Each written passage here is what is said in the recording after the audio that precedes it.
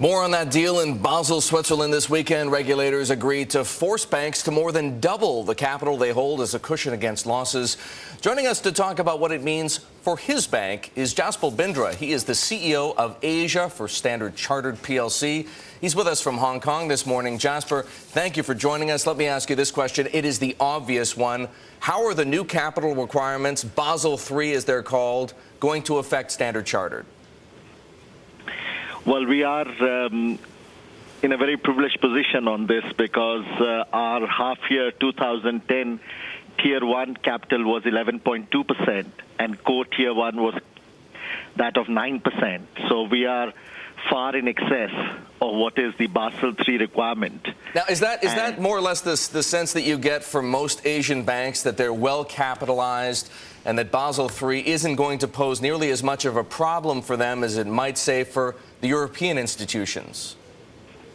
I think, yes, most of the Asian banks in particular, but also the large international banks globally, most of them would be reasonably well within that range of capital.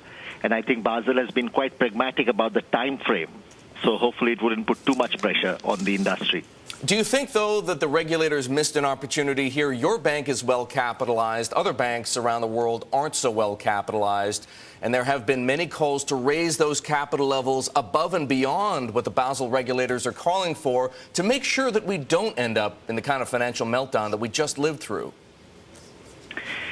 I'm sure there is a trade-off between how much more they could have gone on that limit versus what it took to get an internationally coordinated and agreed implementation level. And we're quite happy that we do have an agreed, globally agreed level on this one. I think that more than satisfies the trade-off.